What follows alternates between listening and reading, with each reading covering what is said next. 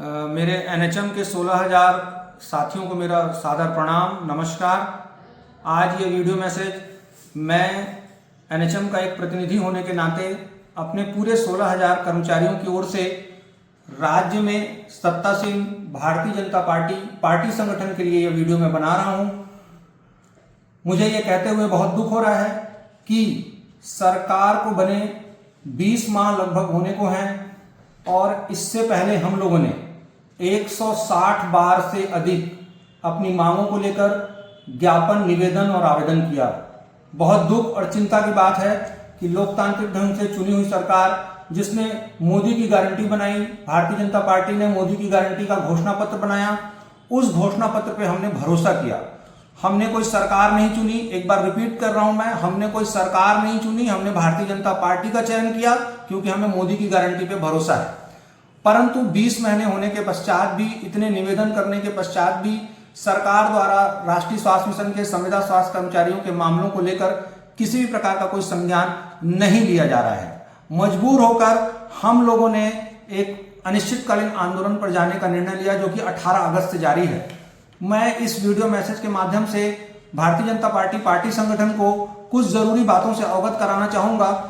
मुझे ये बताते हुए बहुत खेद हो रहा है कि शासन प्रशासन में बैठे हुए जिम्मेदार लोग एक गलत भ्रांति को लेकर चल रहे हैं कि राष्ट्रीय स्वास्थ्य मिशन के संविदा कर्मचारियों का नियमितीकरण या संविलियन वह केंद्र सरकार के अधीन है।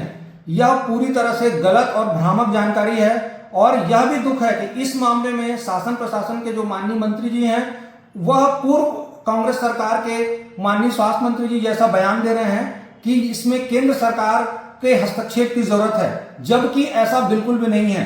यह मेरे सामने 2012 का ज्वाइंट सेक्रेटरी मनोज झालानी जी का एक पत्र है, जिसमें यह साफ साफ लिखा हुआ है कि नियमितीकरण या कर्मचारियों के संबंध में किसी प्रकार का जो संविलियन है वो राज्य का विषय है, ना कि केंद्र का। और एक और बात, अगर राज्य जो है वह एनएचएम कर्मचारियों का संविलियन करती है या नियमितीकरण करती है, तो उसमें उसे केंद्र से पूछने की कतई आवश्यकता नहीं है।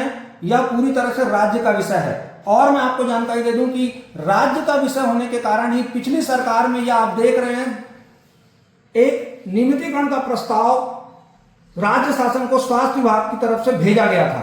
तो यह कहना कि नियमितीकरण केंद्र सरकार के अधीन है, पूरी तरह से भ्रामक और गलत बात है। एक और मामला है, मैं आप सभी से अवगत कराना चाहूंगा। हम लोगों की 10 सूत्री मांगों में एक पब्लिक हेल्थ कैडर भी है।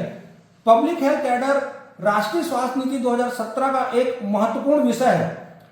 भारत सरकार ने स्वयं राज्यों को यह निर्देश दिया है कि आप अपने राज्य में पब्लिक हेल्थ कैडर की स्थापना करें। पब्लिक हेल्थ कैडर से राज्य की जनता को स्वास्थ्य सुविधाओं का लाभ मिलेगा। यहाँ पर स्वास्थ्य संस्थाएं, संरचनाएं और सुदृढ़ होंगी।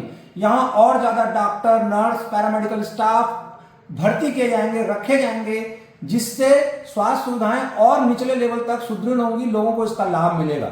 लेकिन पब्लिक हेल्थ कैडर लागू करने का निर्देश देने के पश्चात भी, डबल इंजन की सरकार होने के पश्चात भी छत्तीसगढ़ में इस संबंध में किसी भी प्रकार की कोई ठोस कार्रवाई नहीं की गई है।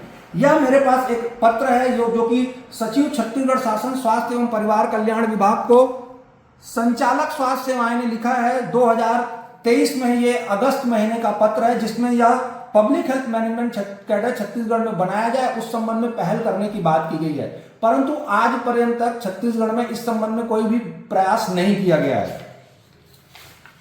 एक और जो बहुत जरूरी मांग हमारी है, वह है ग्रेड पे का निर्धारण, पे बैंड का निर्धारण। यह अपने आप में बहुत चिंताजनक है और बहुत सोचकर भी अजीब सा अनुभव होता है कि राष्ट्रीय स्वास्थ्य मिशन के कर्मचारियों का वेतन निर्धारण किस प्रकार किया जाता है। राष्ट्रीय स्वास्थ्य मिशन के कर्मचारियों का छत्तीसगढ़ में वेतन निर्धारण करने की किसी भी प्रकार की कोई वैज्ञानिक या सटीक प्रक्रिया नहीं निर्धारित की गई है। और क्योंकि यहाँ पर पे बैंड पे स्केल नहीं है, इसलिए हम ये नहीं कह सकते कि किसी फलाने कैडर का, किसी फलाने पद का वेतन अगर निर्धारित किया गया है तो उसका आधार क्या है। आपको मैं बताऊं, स्वयं ये 2022 की बात है, एक रेशलाइजेशन कमेटी बनी हुई थी डॉक्टर सुभाष मिश्रा सर की अध्यक्षता में। उसने स्वयं, यह देखिए, पे बैंड निर्धारित किया जाना उचित होगा, ऐसी अनुशंसा राष्ट्रीय स्वास्थ्य मिशन संचालक कार्यालय ने स्वयं छत्तीसगढ़ में दी है। आज लगभग 3 वर्ष व्यतीत हो जाने के पश्चात भी पे बैंड का निर्धारण छत्तीसगढ़ सरकार में राष्ट्रीय स्वास्थ्य मिशन कार्यालय ने नहीं किया। तो राष्ट्रीय स्वास्थ्य मिशन इस संबंध में फेल रहा, असफल रहा, अपने ही बनाए अपनी ही समिति की अनुशंसा का उसने पालन नहीं किया। एक और जो हमारी मांग है 27% वेतन वृद्धि की मांग जो है, 27% वेतन वृद्धि को लेकर हमारे ही प्रदेश में पिछले 2023 में मुख्यमंत्री जी ने 27% वेतन वृद्धि की घोषणा की थी। राष्ट्रीय स्वास्थ्य मिशन में वो वेतन 27% प्राप्त नहीं हुआ।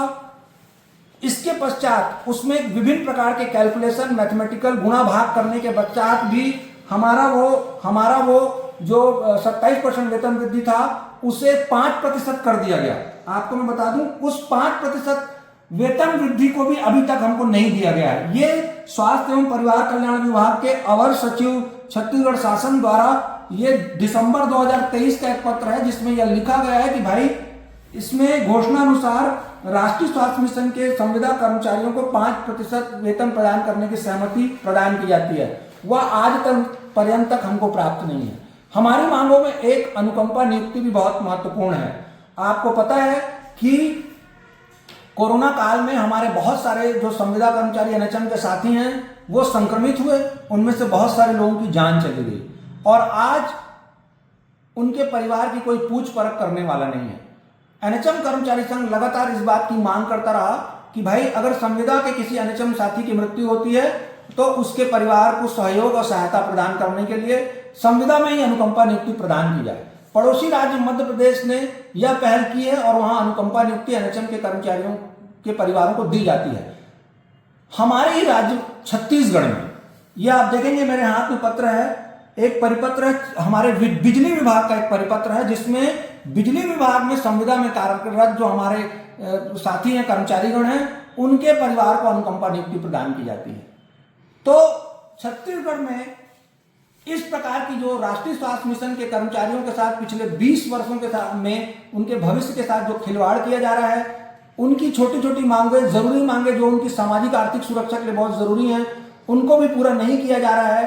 तो मैं डबल इंजन की सरकार जो पार्टी यहां चला रही है, भारतीय जनता पार्टी, उससे मैं आग्रह करता हूं कि वो इस मामले में हस्तक्षेप करे और प्रदेश के संविदा स्वास्थ्य कर्मचारियों के साथ जो उसने मोदी की गारंटी में समस्याओं के समाधान का वादा किया है उसे पूरा करे। और मैं यहाँ पर कहना चाहता हूं कि आपने अपने चुनावी घोषणा पत्र में यह नारा लगाया था कि हमने बनाया है तो हम ही संवारेंगे। तो मैं यहाँ पर 16,000 संविदा एनएचएम स्वास्थ्य कर्मचारियों की तरफ से पूछना चाहता हूं कि आपने बनाया है तो संवारोगे कब?